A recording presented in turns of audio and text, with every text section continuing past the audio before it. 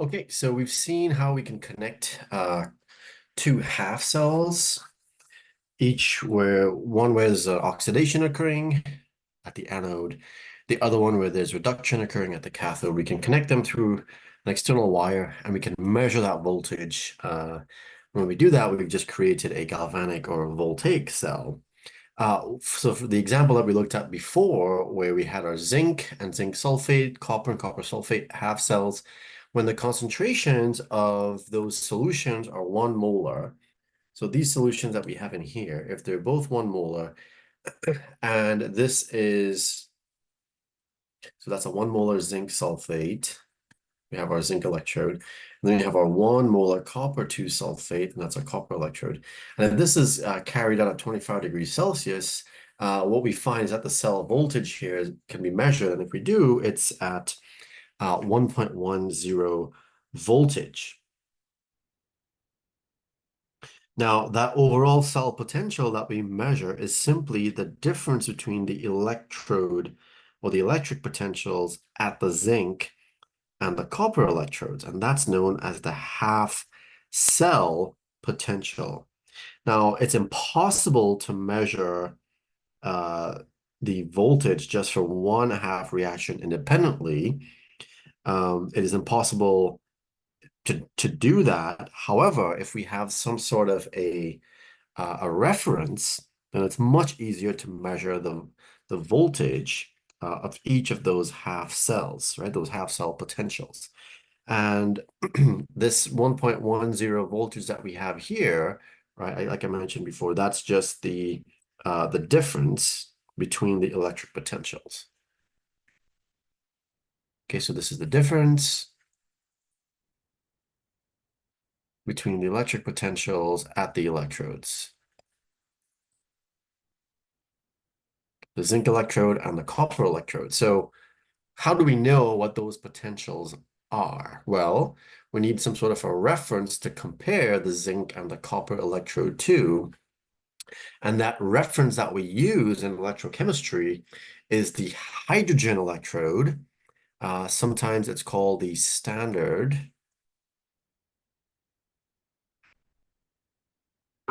hydrogen electrode.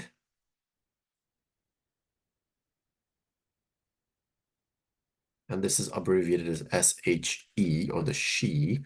So the standard hydrogen electrode, this is our reference electrode. And this, as a reference, is the reduction of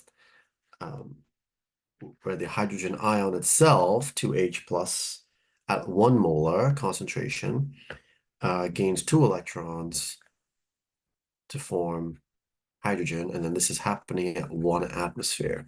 All right, so when we perform this, when we have this here, this is arbitrarily assigned as exactly 0 volts.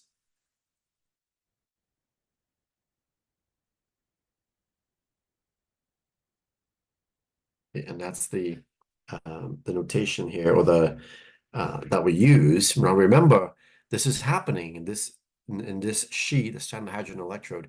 We have a 1 molar concentration, in this case of H plus. We have 1 atmosphere of pressure, and then this is happening at 25 degrees Celsius. Right, these are our standard conditions. Okay, so E and then our naught here, the superscript of the 0, right? That tells us that we have standard conditions. So if we use, or if we connect another half cell to this, okay, we can measure the potential of that half cell with respect to this standard hydrogen electrode. And that is how all of the standard potentials are measured and how they are reported and how they are developed and put into tables, for example.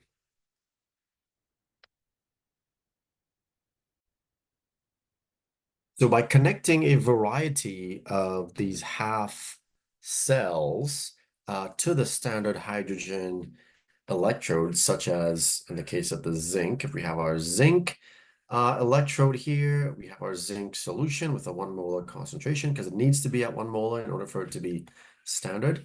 We can measure that voltage and we see that it's 0.76 volts relative to the She, the standard hydrogen electrode. If we do the same thing for platinum, for example, we'll see that it's again connecting it to the I'm sorry, not the platinum, the copper electrode here. We see that its voltage can be measured as 0.34 voltage, and we can do that with a whole host of these different metals, and we can actually come up with a table that shows all of those voltages that represent the reduction for each of those substances. Now, by default, when we show these half reactions, they're all represented as reduction half reactions. Okay, and these are often known as standard reduction potentials. Okay, they're all shown as reductions. So for example, chlorine getting 2 electrons from the chloride ion has a potential associated with that. And again, this is relative to the She, the standard hydrogen electrode. Copper, for example, has a voltage of 0.34 relative to the She. Zinc has a potential of negative 0.76 relative to the standard hydrogen electrode. So we're using the She as our reference. If we go back to the example that we looked at the beginning, this, for example, we don't have the standard hydrogen electrode here. Instead, we have a zinc electrode and we have a copper electrode. And we can measure this, okay, if these are 1 molar concentrations, we can measure this to be 1.10. Now, we could also just look up those values on our table of standard reduction potentials, and we can actually calculate that standard potential for that cell when we combine those two half cells together by using a very simple equation, and the equation is as follows.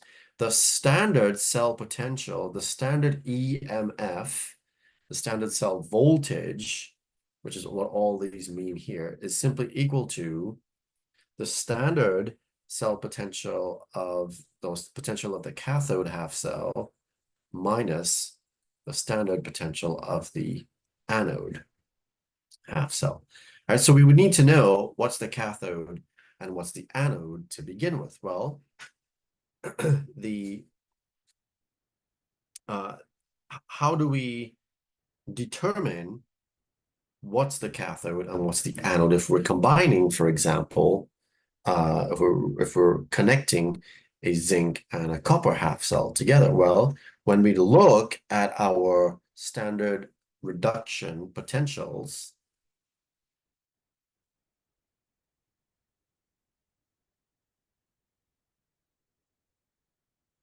okay, the value that is more positive would be the one that would represent the reduction. Okay, so the more positive reduction potential will be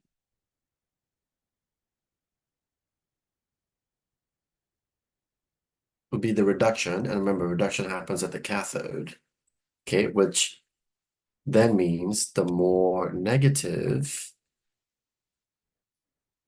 potential would be the opposite. That would be where oxidation happens, and oxidation would happen at the anode. Okay, so for example, if I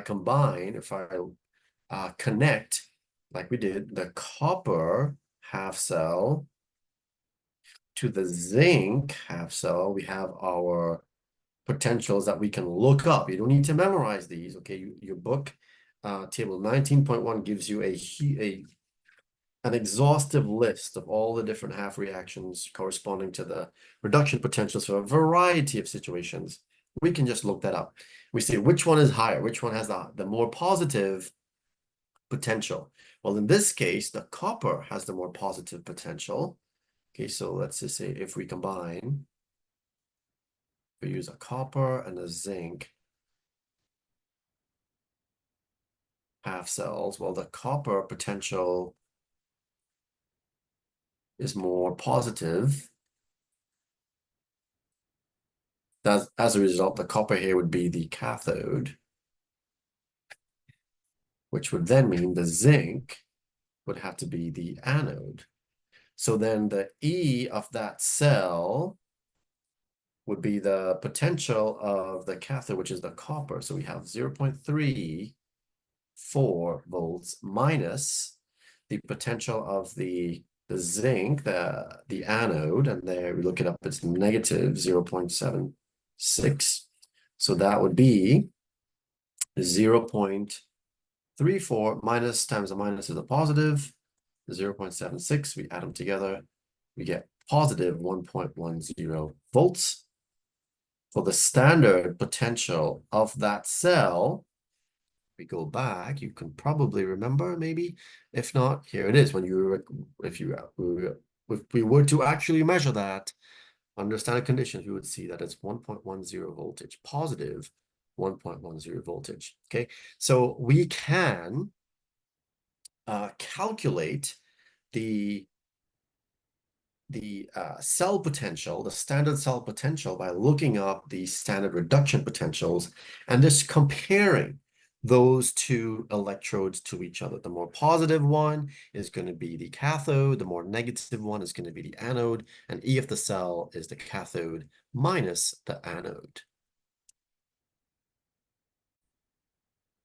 So when we calculate E of the cell, the standard cell EMF for the electromotive force, the standard cell potential, the sign of this standard cell potential is going to be important. So the sign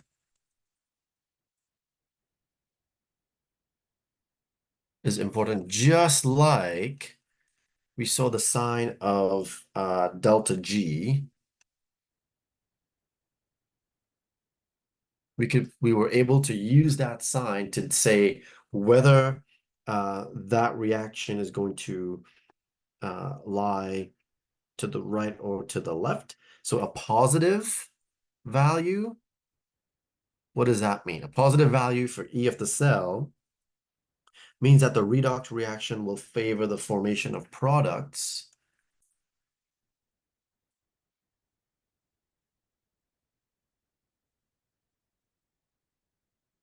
at equilibrium.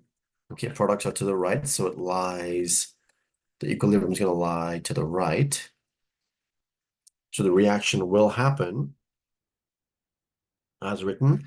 Conversely, if you find a negative value for E of the cell, okay, that means then that would indicate the reactants are favored.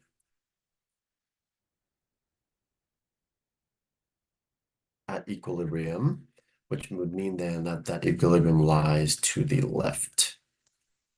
Okay, so just like we were able to use the sign of delta G to tell us where that equilibrium lies, we can use the sign of E of the cell, to predict where the equilibrium lies, to the left or to the right. Okay, so a couple things to note here about the standard cell potentials, or the standard reduction potentials, I beg your pardon. When you see these values, again, they're all written as reduction. And the more positive the value, the more that reaction will want to happen as written. Okay, so these ones at the top, they will want to be reduced, whereas the ones on the bottom here that have the negative value, they would actually prefer to go in the opposite direction. So for instance, zinc would much more likely to be oxidized, to go in this direction, rather than let's say the silver, for example, that has a positive value. The silver wants to be reduced. It wants to be in this form.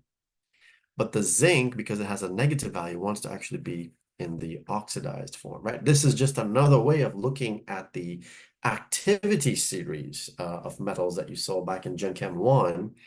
The metals down to the bottom, those are the more active metals than the ones above. This is just an extension of that same idea. The other thing to note about your reduction potentials is that those are intensive properties. Okay, so the reduction potentials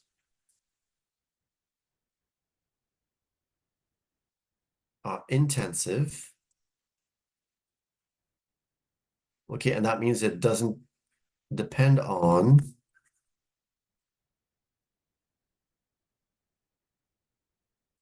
the amount of the substance that we have. It doesn't depend on the amount of the substance involved.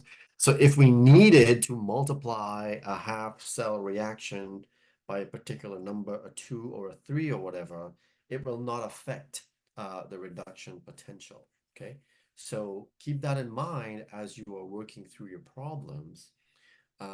The E of the standard reduction potential, the E of that half cell, is not influenced by the stoichiometry of that reaction.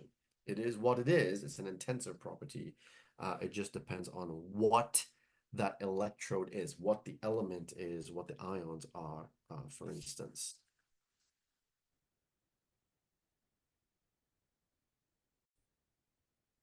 All right, let's take a look at another example that approaches this from a different perspective.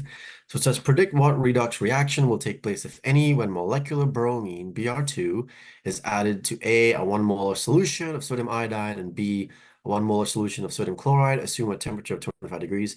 So we're assuming standard temperature, and then we're using these 1 molar concentration. That means these are standard conditions. Okay, so we can use our standard reduction potentials if we need to. So let's take a look at the first one, A. I have a 1 molar solution of NaI, and we want to see whether or not a redox reaction will take place if we combine that with molecular bromine. So let's think about what is actually happening in that case. So I have Br2, which is a liquid. And then I'm going to be reacting with sodium iodide, NaI. Well, what would that actually produce? Well, you actually get the sodium ion and you get the iodide ion, I minus. So really what we're looking at here, okay, if anything were to happen, it would be between the bromine and the iodine, the bromine and the iodide ion to be more specific. So what could happen would be the Br2 combining with I minus to produce Br minus and I2, right? So we want to see really, will the bromine be able to come in and kick the iodine out and take the place of iodine, in other words. Okay, and we'll just balance our equation here just to make sure that it's properly balanced. So if anything were to happen, this is the reaction that we're really looking at, right? Will the iodide come in? I'm sorry, will the bromine come in and convert the iodide to the iodine ion? In other words, will the iodide be able to oxidize the bromine, or I'm sorry, reduce the bromine from Br0 to Br minus? Will the bromine be able to oxidize the iodide from I minus to I2? So if we compare the bromines on either side, right? The Br2 going, or the bromine going from Br2 to Br minus, that's a reduction. The I minus going from I minus to I2, that's an oxidation. Okay, so in this particular example, that could represent that reaction. We have the reduction happening. Remember, reduction happens at the cathode, and oxidation happens at the anode. So I can look up now the E of, what is this, Br2 in our table, and we see that that is 1.07 volts. And for the anode here, that's E of I2, and that's 0.53 volts. These are all positive values. So then the E of this cell would be E of the cathode, would be E of which is where the bromine would be, we're going to subtract, excuse me, subtract E of the anode. Okay, so if I take the cathode, that's 1.07 minus 0.53. Okay, that's obviously going to give me now, that's 47 and what do we get here? 0.54 volts, okay, as E of the cell. Okay, and that E of the cell is a positive value. So that means that reaction will happen as written because E of the cell is positive, right? So we can, now obviously this is looking at it from a different perspective. You actually have to kind of predict what is going to happen in this case, right? So we're kind of predicting this reaction. The bromine and the iodide react to form the bromide and the iodine. Then we identify what's being oxidized, what's being reduced. So again, knowing oxidation numbers, oxidation states is important. And then once we figure out what's reduction, what's oxidation, we assign the cathode and the anode, look up those values, and then we can determine E of the cell. Okay, similarly, we can look at the other reaction between the bromine and an NaCl, so the second one. So if I have in that same example, well, I'm sorry, example B, I have Br2 plus the Cl minus now to produce Br minus, and Cl2 will balance our equation. And then again here, we have this being our reduction. And then we have this being our oxidation. In our example, we're looking up these values as well. So reduction, or we're saying the cathode here is where the Br2 would be. And then oxidation would be at the Cl2.